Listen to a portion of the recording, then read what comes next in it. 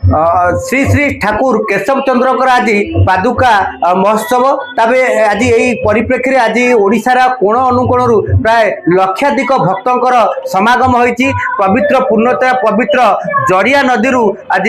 जलाभिषेक आणिकी कर पादुका स्नान जो करा आम से परिप्रेक्षी आम से जगार अच्छु ठाकुर अच्छा गुरु भाई मैंने पचारि बुझा आज कार्यक्रम बाबद कौन आपको स्वागत जनाऊँ प्रथम आम चैनल माध्यम कौन कह आज ठाकुर केशव चंद्र स्वामी केशव नारायण श्रीपाद पादुका जलाभिषेक तेणु यही कार्यक्रम प्रति वर्ष भली ए वर्ष स्वर्णक्षेत्र कीर्तिज्योति आश्रम अनुष्ठित होती विभिन्न ओडिशार कोणानुकोणु विभिन्न भक्त माने अनुषंग मैंने समस्ते आसी एठी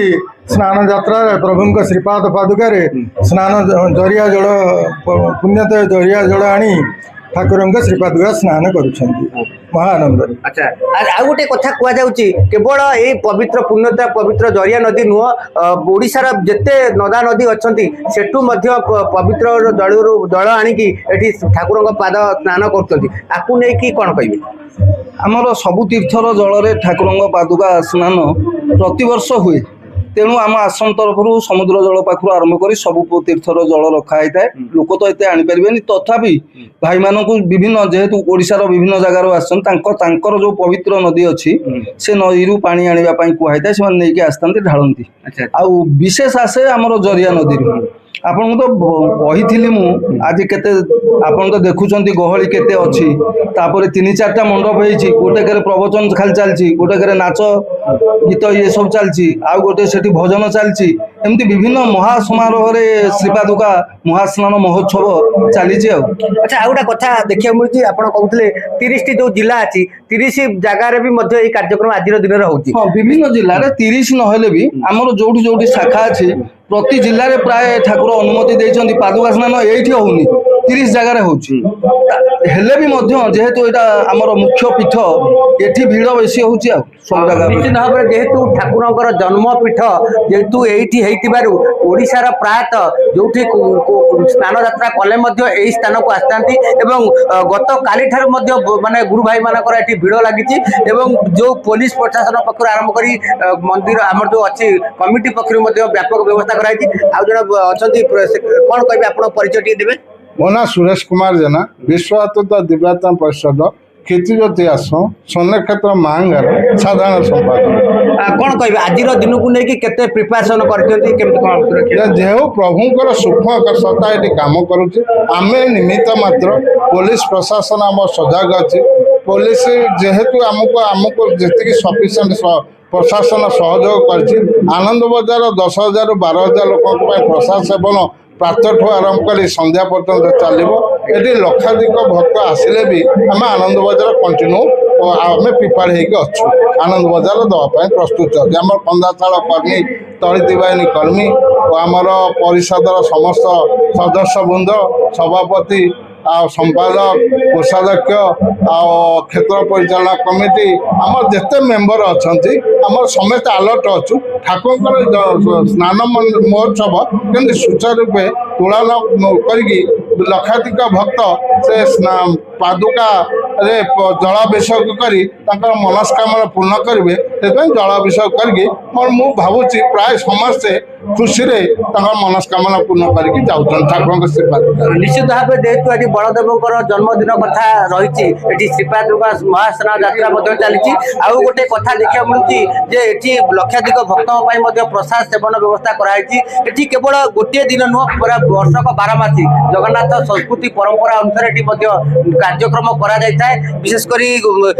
देखा चतुर्दिग जो नाम एका सागर हुए प्राय लक्षाधिक संख्यार भक्त मानकर गुरु भाई मानकर समागम होता है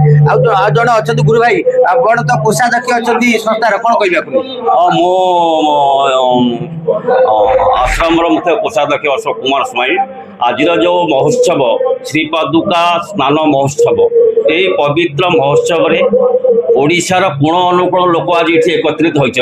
आमर जरिया तीर्थ जल ग्रहण करी एवं पादुका स्नान रे वेदमंत्र पूजक मानकर वेदमंत्र द्वारा उच्चारित कर स्नान करा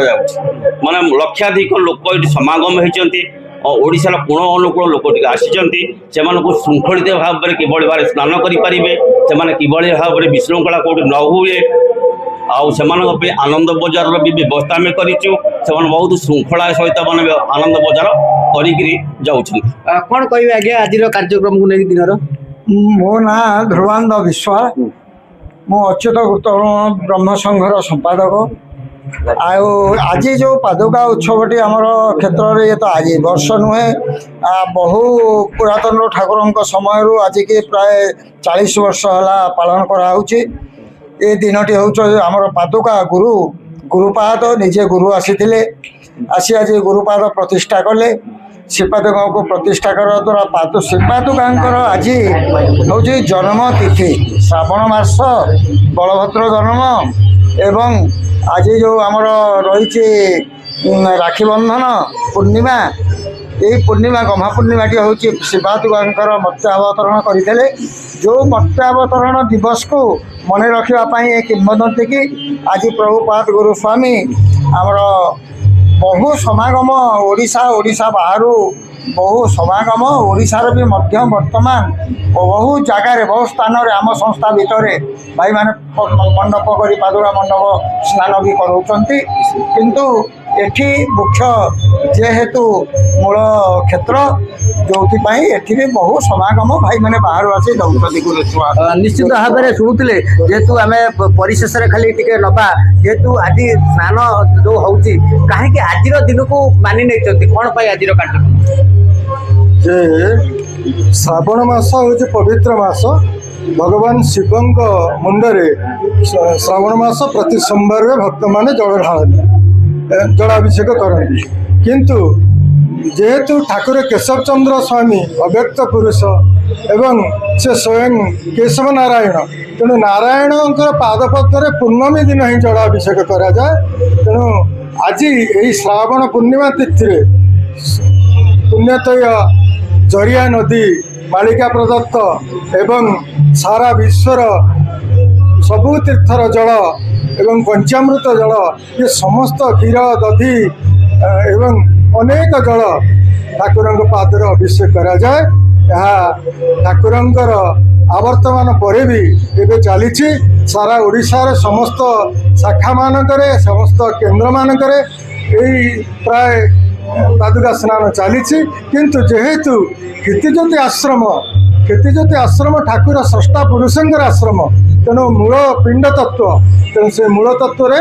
ଏଠି ପାଦୁକା ସ୍ନାନ ହୁଏ। ଏଠାରେ ଲକ୍ଷାଧିକ ଭକ୍ତମାନେ ଆସି ସମାଗମ ହୁଅନ୍ତି। ଆଉ ବିଶ୍ୱ ଭାତୃତ୍ୱ ଦିବ୍ୟାତ୍ମ ପରିଷଦ ତରଫରୁ ସେଥିଲାଗି ଭକ୍ତମାନଙ୍କ ପାଇଁ ଆନନ୍ଦ ବଜାର ବ୍ୟବସ୍ଥା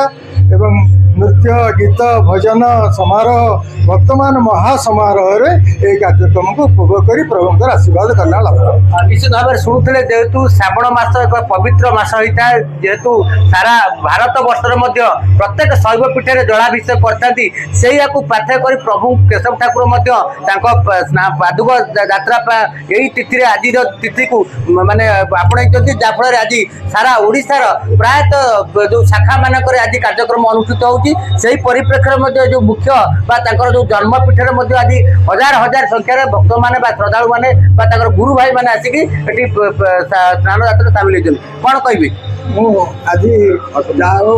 ଗହ୍ମା ପୂର୍ଣ୍ଣିମା ଶ୍ରୀପାଦୁକା ଯାତ୍ରା ଆମର ଯେଉଁ ଏଠି ହେଉଛି, ପ୍ରଭୁ ଗୁପ୍ତ ଜରିଆକୁ ଗୁପ୍ତ ଗଙ୍ଗା ବୋଲି ପରିଣତ କରିଥିଲେ। ତେଣୁ ଆଜି ଓଡ଼ିଶାରୁ ବହୁତ ଜାଗାରୁ ବହୁତ କୋଣ ଅଣୁକୋଣରୁ ଆମର ଭାଇ ଭଉଣୀମାନେ କାଲି ସନ୍ଧ୍ୟା 5ଟାରୁ ଆସି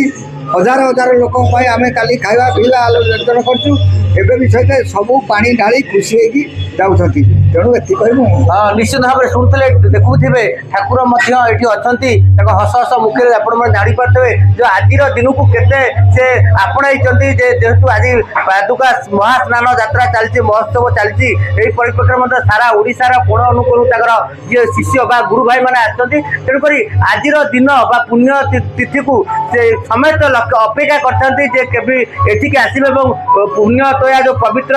ଅଛି ଜରିଆ ନଦୀ, ସେଠୁ ଜଳା ପାଣି ଆଣି ଜଳାଭିଷେକ କରିବେ ପ୍ରଭୁଙ୍କ ପାଦ ପଦ୍ମରେ ସେଇ କଥାକୁ ନେଇ ଆଜି ଲକ୍ଷାଧିକ ଭକ୍ତମାନେ ଅପେକ୍ଷା କରୁଛନ୍ତି ଏବଂ ପ୍ରାୟ ସକାଳୁ ସନ୍ଧ୍ୟା ପର୍ଯ୍ୟନ୍ତ ଏହି କାର୍ଯ୍ୟକ୍ରମ ଚାଲିବ ଏବଂ ସମସ୍ତ ଭକ୍ତମାନଙ୍କ ପାଇଁ ମଧ୍ୟ ପ୍ରସାଦ ସେବନ ବ୍ୟବସ୍ଥା କରାଯାଇଛି। ଏପରିକି ତାଙ୍କ ସୁରକ୍ଷା ଦିଗର ପୋଲିସ ଠାରୁ ଆରମ୍ଭ କରି କମିଟିର ଯେଉଁ ଅଛି ମନ୍ଦିର ପ୍ରଶାସନ ପକ୍ଷରୁ ମଧ୍ୟ ଟ୍ରଷ୍ଟ ପକ୍ଷରୁ ମଧ୍ୟ ବ୍ୟାପକ ବ୍ୟବସ୍ଥା କରାଯାଇଛି। କଟକ ଜିଲ୍ଲା ମାହାଙ୍ଗା ବଗାର ଗ୍ରାମରୁ ଅର୍ଜୁନ ସାହୁଙ୍କ ରିପୋର୍ଟ MBC TV।